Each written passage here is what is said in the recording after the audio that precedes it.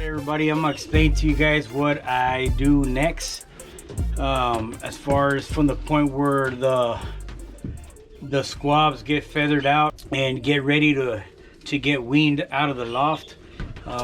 So what I do is I wait for the squabs to feather out, and then I take them away from the parents.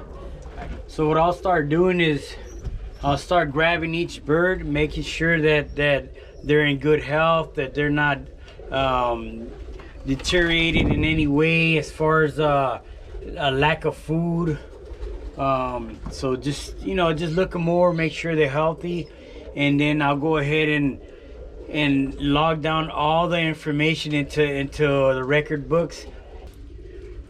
When I log down their information, I make sure I put the month that I wean them from the loft, and the purpose for that is for me to know how long did it take from the moment that I started training them to the moment that they start coming into the performance. So it'll give me an idea of how long did it take within that time. All right, so as you guys can see, the birds are already up there in the cage on top of the loft where they're going to be flying. So the next step would be is I went ahead and let my yearlings now, birds from last year 2022, into the compartment where they're gonna get released from, and I'm gonna leave the bigger compartment empty for the birds to start learning how to trap in there. So what I'll start doing is leaving the birds up there and start hand tossing them inside the entry into the bigger compartment. And I'll start doing that and also feeding them as I do that, so that they'll get accustomed to where once I open that entryway, they know that they're gonna go inside and eat. So this is gonna be the routine every day, and to the point where I start letting these birds out. Once I let these birds out, these birds are gonna stay up there. They're gonna be able to visualize the birds come out and start flying. And what I'm gonna be doing is when they start landing, I'll start whistling so that these birds know that the whistle indicates they're gonna feed, and they know that by whistling that means coming down, landing on top of the loft. So what I'll do is I'll do that for about a week, and I'll start letting them go in and out on their own without the cage after that. And about a few days after that, I'll start flagging them up there. One good thing about flying these birds first is that right now I'm having a bird of prey problem, and so it'll end up if anything happens, they have the first hit from the BOP. The least that I want is for the bird of prey to attack the young birds. I don't want them to develop a bad habit, but I need them trained as fast as I can so that they could start flying as well and get more flight time during the year. Last year I got hit starting in September, so I'm trying to get as much flight time as I can. So before tossing the birds in here, I'm gonna make sure that everything's clean, everything's scraped, all the perches are scraped, fresh water, and all you can eat. So now they're transitioning to pure grains. They got a little thin on me because they're used to the pellets.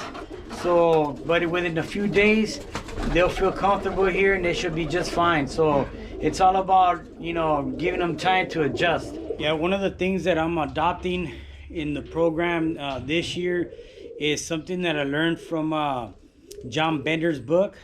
You guys haven't checked it out, check out his book.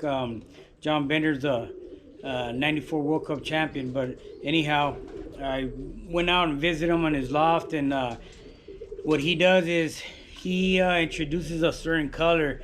What he has it is like a neon bright orange color.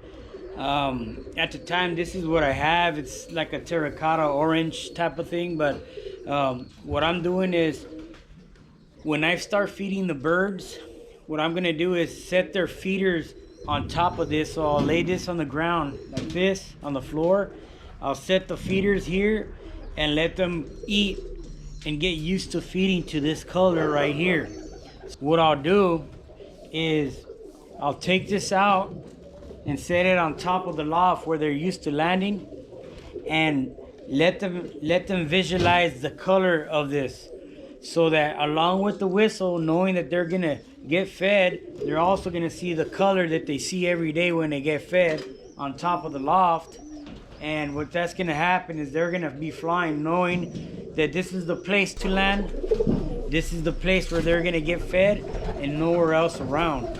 So this is something new that I'm trying, and I think it'll be a great idea, especially for the area where I live at, where there's a lot of two-story homes.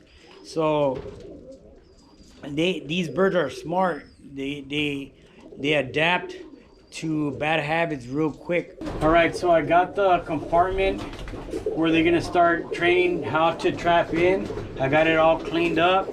I got fresh water. I got feed. Like I said, I got them on the mix now. I did add just a little bit of pellets just in case they need that for whatever their stress levels, and they're used to eating the pellets. But they're already set, ready to go.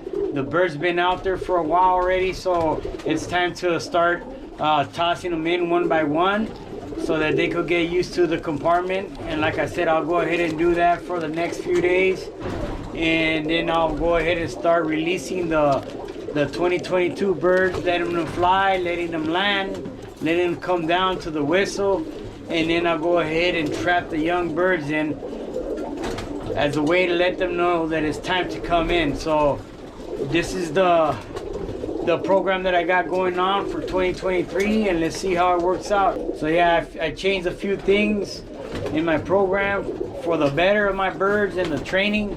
So let's see how they end up as far as getting used to the new program.